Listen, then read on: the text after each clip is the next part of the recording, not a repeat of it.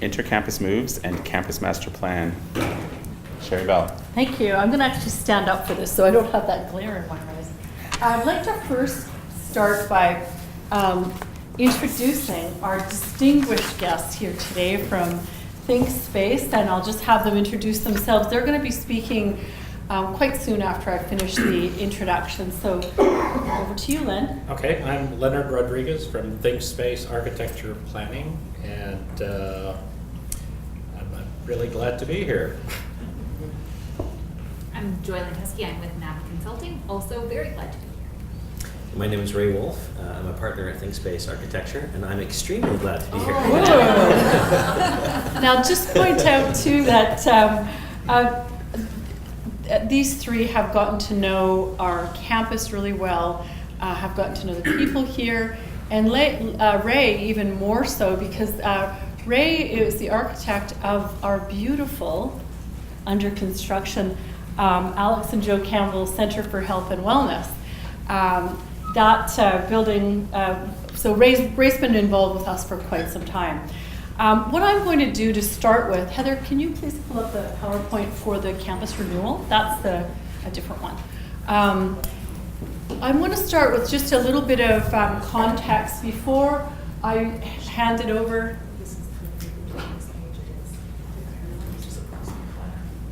Okay, yeah, great.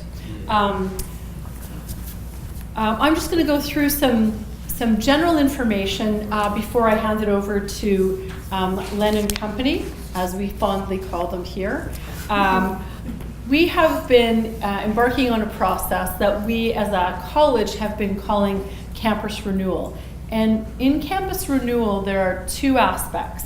One is the intercampus moves, which have already started. I'm going to explain a little bit more about those.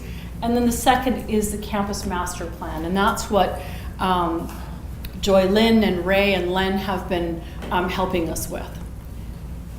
So I'm going to take us back a little bit to almost 2 years ago when we started this process. We involved the campus, both students and staff, in an exercise, mostly through some interactive software, but also some face-to-face as well, to find out what are the big things that are important to people that work and learn at Camosun College.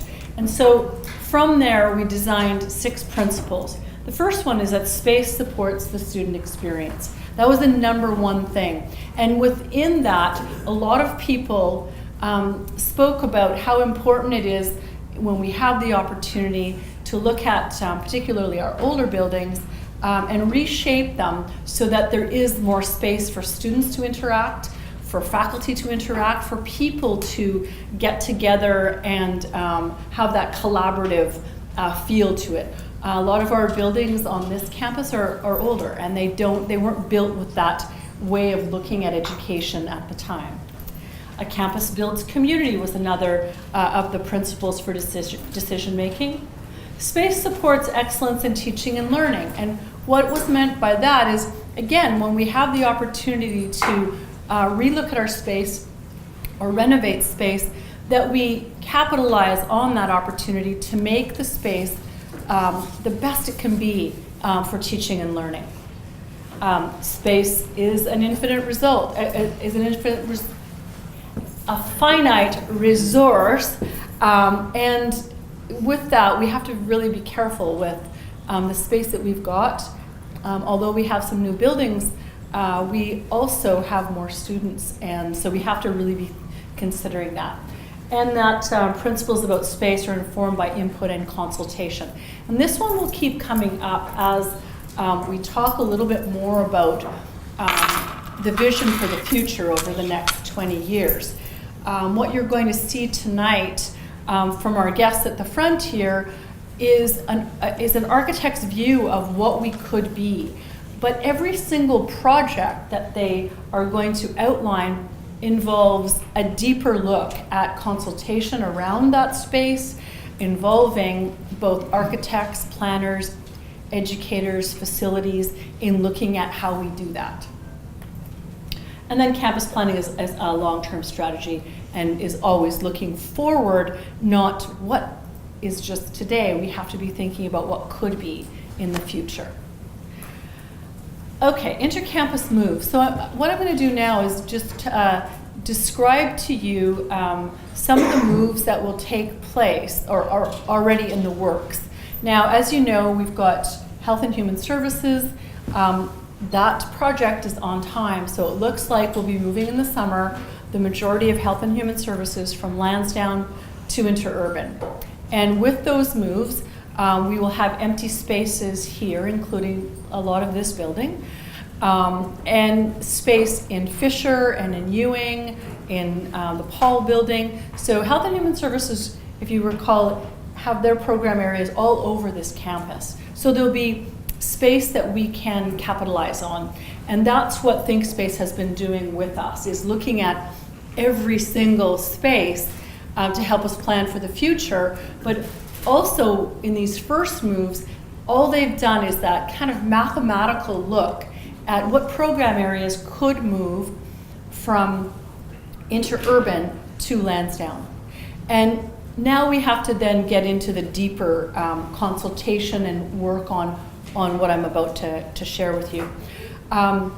This is the first time that I've actually presented this publicly. However, for about a month now, the faculty and staff in those areas have been working with their dean, with John and others about that move. So one of the first moves, of course, is Health and Human Services moving from Lansdowne to interurban. Now, this might sound like a small move. Right now we have a help center for math that is located in the Ewing building. And in order to have the other moves that we're preparing, the help center will have to move to the Fisher building. And so that help center and the staff that are working in that center will help design the math help center in the Fisher building. So they will move.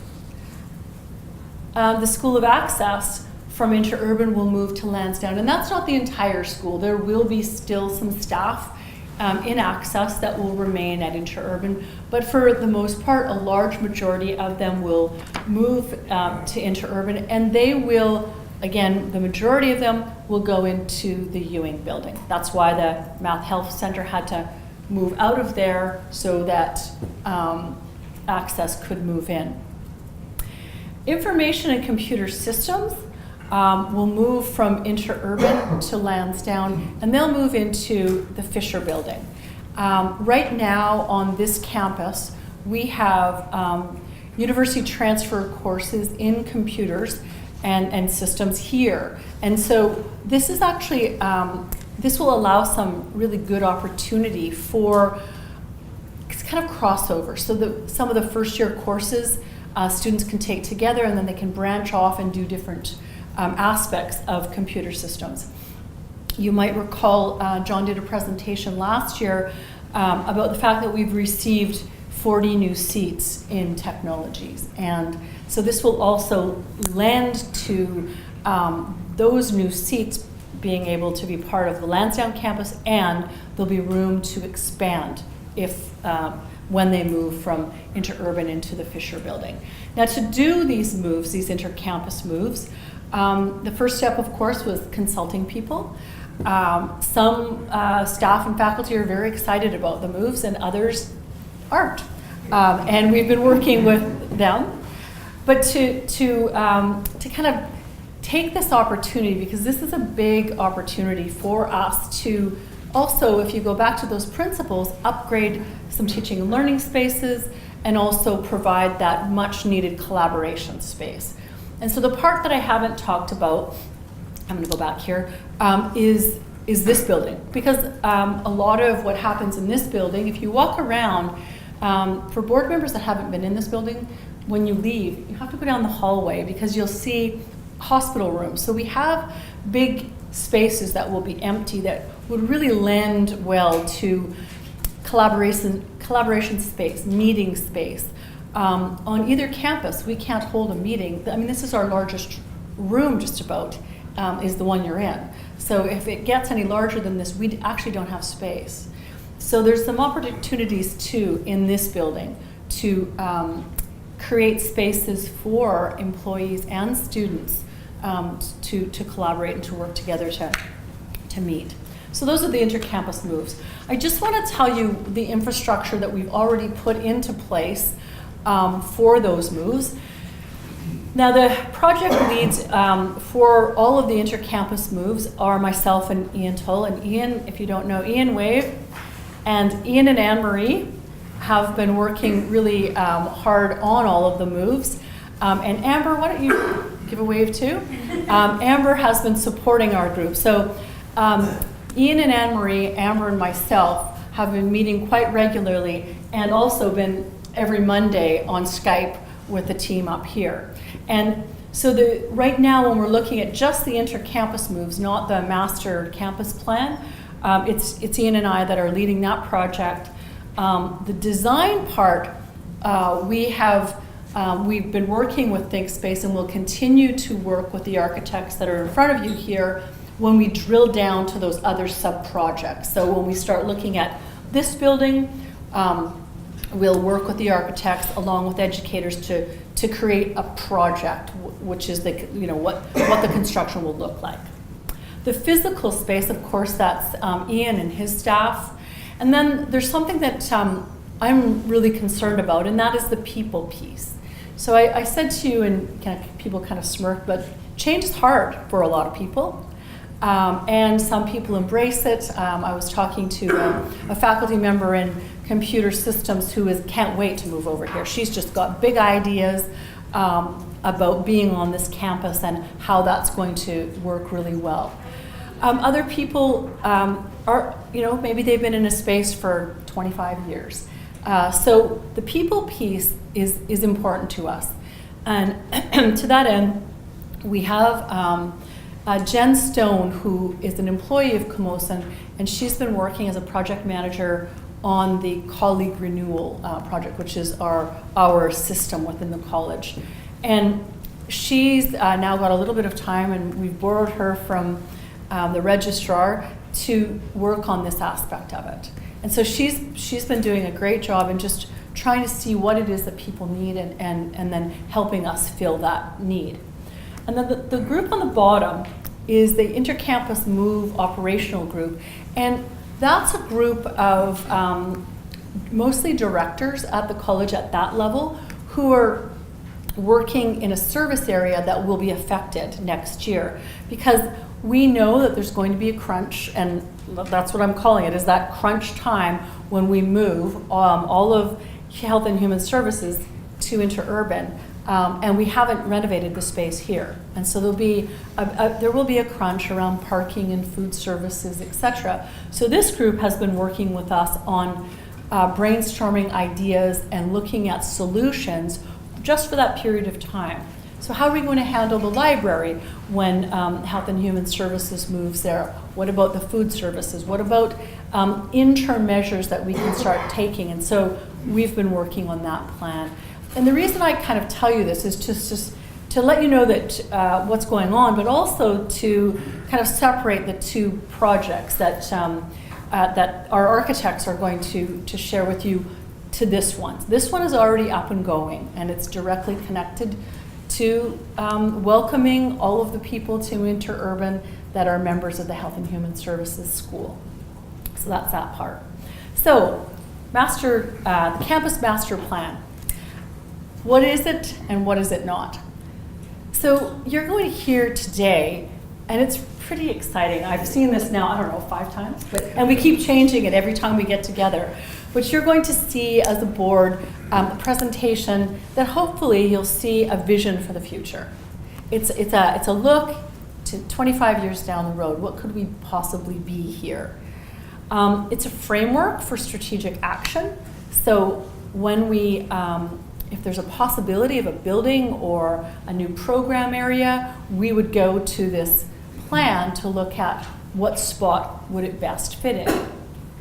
It's a starting point for discussion. It defines the core elements and fosters high-quality campus environment.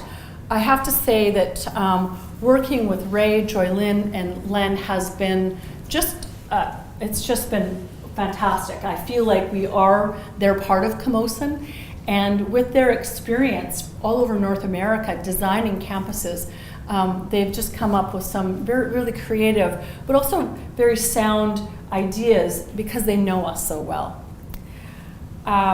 It's also, we have 3 amazing architects that we're taking their best advice. So that's what this is. And it's, of course, an important document for government.